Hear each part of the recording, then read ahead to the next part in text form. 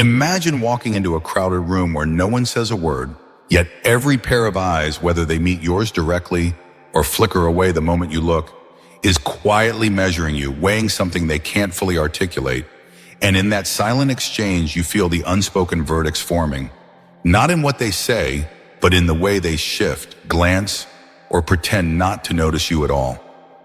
Now picture this. What if, without uttering a single syllable, without puffing out your chest, without performing the usual rituals men often mistake for power, you could shift that silent calculation in your favor? Make the most confident man in the room subtly reevaluate himself. Make the loudest voice hesitate before speaking again. Make the restless energy in the space bend toward your stillness. Because danger, the kind that matters, is not a matter of noise, but of presence. And presence is not built by the volume of your words, but by the weight of your existence in the space you occupy. It is the unspoken command in your posture, the quiet authority in your stillness, the unmistakable message that you are not to be trifled with. Not because you are trying to be feared, but because you are beyond the need to prove anything. And if you want to cultivate that kind of presence, the kind that makes people think twice before underestimating you, the kind that makes even those who will never admit it feel your gravity the moment you enter, then subscribe now, because what follows will change the way you walk into every room for the rest of your life. Most men make the same mistake when they think about power. They imagine it as something loud, aggressive, and constantly on display.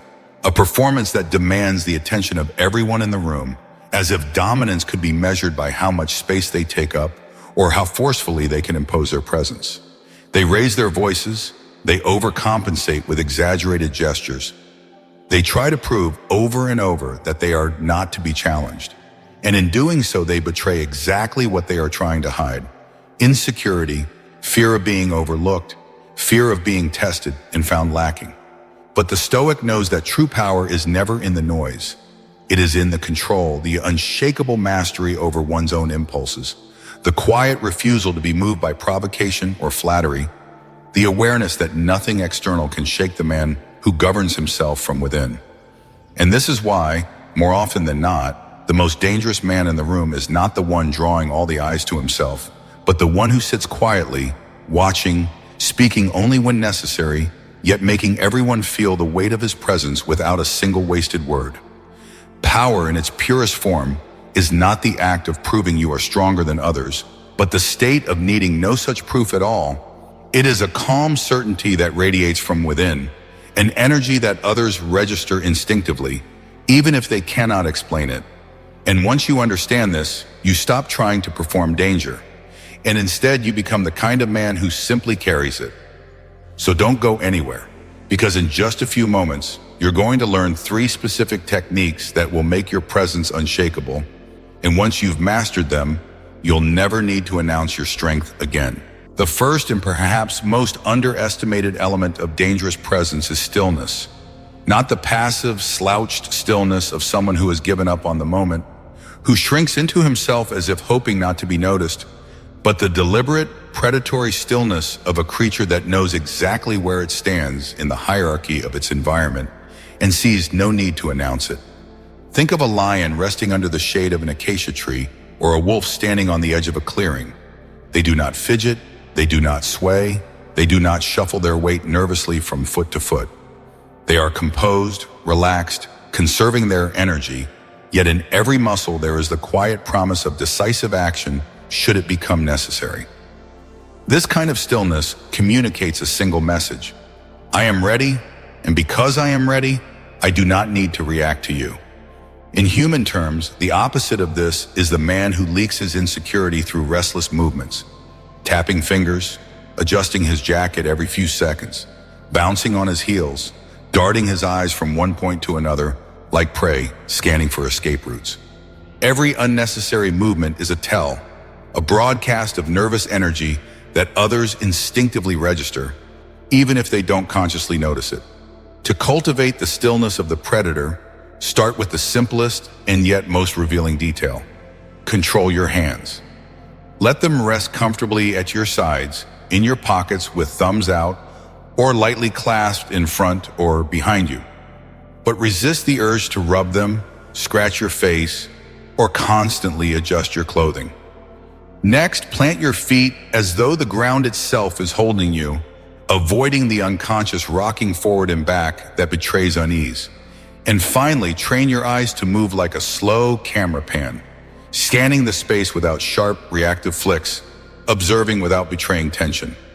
When you practice this, you are not just learning to appear calm, you are teaching your body to be calm, to radiate the kind of control that unsettles the overcompensating loudmouths while quietly earning the respect of the truly confident. This is not an act, it is a discipline, one you must rehearse until it becomes instinct. And if you're ready to take this seriously, to train this level of presence every single day until it's as natural as breathing, leave a comment right now saying I'm in, so I know you're walking this path with me. The second technique is what I call the red stare, and it is not about glaring at someone, trying to look mean, or locking eyes in some childish contest to see who blinks first. That kind of forced intimidation is nothing more than insecure energy dressed up in a hard shell, and anyone with real experience can smell it a mile away. The red stare is different. It is the look of someone who has already read you, weighed you, and decided calmly and without fanfare exactly where you stand in their mental ledger. And that quiet certainty is far more unnerving than any exaggerated scowl. True power in eye contact is not about how long you stare, but about what you communicate in the brief moment your eyes meet. When you can hold that connection without tension in your face, without rushing to fill the silence with nervous gestures or words, you send a message that lands somewhere deeper than the conscious mind. I see you, I understand you, and I'm not impressed. Here's how you build it. When someone's gaze meets yours, resist the instinct to immediately look away or to bore into them like you're trying to win something.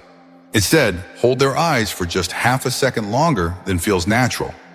Keep your face relaxed, no clenched jaw, no narrowed eyes, no fake smirk. Then break the gaze on your own terms, slowly, as though you have already gathered all the information you needed, and they are no longer worth your attention. If you want to seal the moment, add the smallest nod, not as a concession, but as a silent period at the end of a sentence you have already spoken without words. Psychologically, this does something most people aren't prepared for. It creates uncertainty. You are neither challenging them nor retreating, which means they cannot place you neatly into the boxes their mind uses to feel safe. That hesitation, that split second where they don't know how to respond, is where your advantage lives. And if you want to master this art, to have a look so controlled and so unreadable that people think twice before trying you, then hit subscribe right now, because this is only the second technique, and what comes next will make your presence impossible to ignore. The third technique is about how you move, but even more importantly, about how you don't move, because whether you realize it or not, your body's relationship to the space around you is telling a story long before your words ever enter the room. Most men, especially in unfamiliar or high-pressure environments, unconsciously make themselves smaller. They round their shoulders, pull their elbows in, shorten their stride, and adjust their pace depending on who's nearby, as if apologizing for taking up space they have every right to occupy. To own your frame is to carry yourself as though you have nothing to prove and nothing to hide. Your shoulders are relaxed, not rigid. Your chest is open but never puffed like a rooster. Your chin is level with the horizon, neither tilted upward in arrogance nor downward in submission. These details may seem small, but in the language of presence, they are declarations, silent but unmistakable, that you belong exactly where you are. Movement in this frame is deliberate. You don't rush, because rushing says you're reacting to someone else's timeline. You don't drag your feet, because dragging says you've been defeated before you even arrive. Instead, you move with the steady decisiveness of someone who has already chosen their destination and is unbothered by distractions along the way. Whether you're walking, turning, or reaching for something, the absence of hesitation is what signals control. And when provocation comes, because sooner or later it will, you do not react instantly. If someone bumps into you, there is no flinch, No barked response. You pause, you turn slowly. You observe, letting the moment breathe while you decide what, if anything, it deserves. This is the essence of Stoic movement. You are not being pulled into their game. You are choosing whether the game is even worth playing. When you move like this, you are not just protecting your frame. You are shaping the emotional climate of the space around you. Others will feel it, even if they can't name it. They will adjust themselves to you rather than the other way around.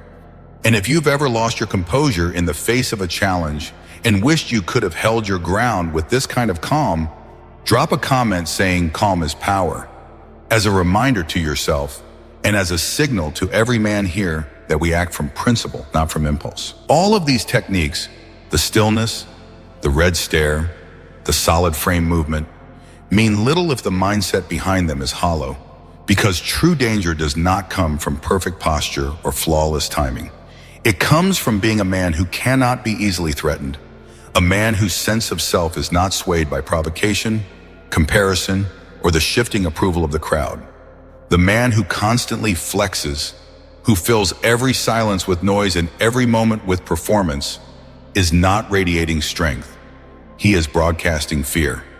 Fear that someone will overlook him. Fear that someone will expose him. Fear that the mask he wears will slip and reveal how fragile he feels beneath it. And that fear, no matter how well disguised, always leaks into the way he moves, the way he speaks, and the way he reacts when challenged. The Stoic understands that the real work is not in intimidating others, but in mastering himself.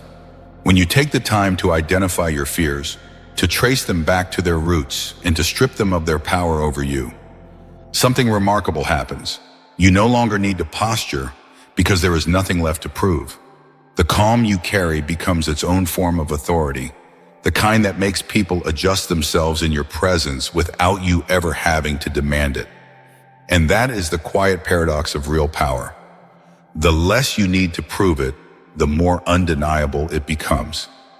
If you've ever tried to look strong and felt the effort in your bones, if you've walked away from a moment knowing your strength was forced instead of felt, share your story in the comments.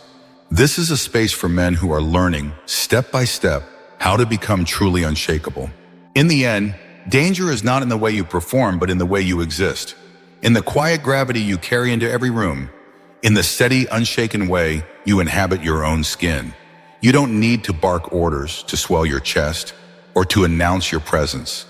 You need only to become the kind of man that no one wants to test, the kind whose composure speaks louder than any threat could. The truth is, most people confuse aggression with strength, but aggression is just the noise that hides the absence of control. Real strength is silent. It's in the pause before you respond, in the steadiness of your breath when others are losing theirs, in the way you hold your ground without needing to step forward to prove you can. That kind of calm doesn't just protect you, it commands respect, often from the very people who would have challenged you otherwise. And when you've reached the point where you no longer need to convince anyone of your worth, where the thought of proving yourself feels foreign, that is when you are at your most formidable. Because nothing is more dangerous than a man who is calm, not because he's afraid, but because he's ready. If you want to continue this journey to become the man whose presence shifts a room without a single word, then hit subscribe, turn on notifications, and join the True Stoic Way community. Because real power begins the moment you no longer need to prove it.